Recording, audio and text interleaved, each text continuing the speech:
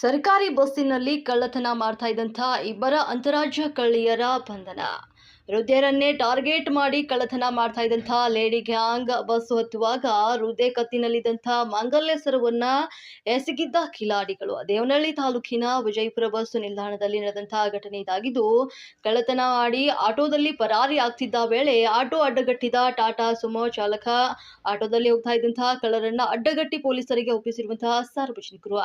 ತಮಿಳುನಾಡು ಮೂಲದ ಸುಧಾ ಮತ್ತು ಅನು ಎಂಬ ಕಳ್ಳಿಯರ ಬಂಧನ ಆಗಿದ್ದು, ಕಳ್ಳಿಯರಿಂದ 50 ಗ್ರಾಂ ಚಿನ್ನ ಜಪ್ತಿ ಮಾಡಿರುವಂತಹ ಪೊಲೀಸರು ದೇವನಹಳ್ಳಿ ತಾಲೂಕಿನ ವಿಜಯಪುರ ಪೊಲೀಸ್ ಠಾಣಾ ವ್ಯಾಪ್ತಿಯಲ್ಲಿ ಘಟನೆ ಜರುಗಿದೆ. ಬೆಂಗಳೂರು ಗ್ರಾಮಾಂತರ ಜಿಲ್ಲೆ ದೇವನಹಳ್ಳಿ ತಾಲೂಕಿನ ವಿಜಯಪುರದಲ್ಲಿ ಘಟನೆ ಸಂಭವಿಸಿದೆ.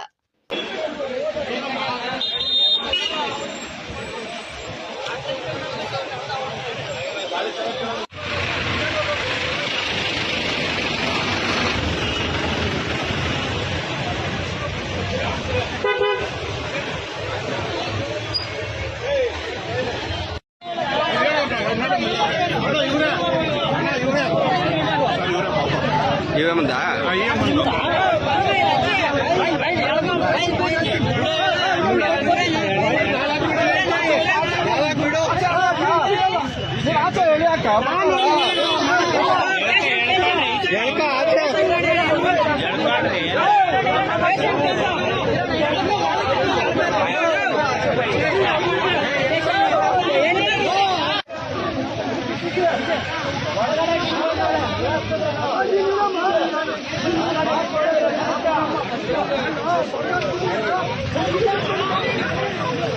Hey!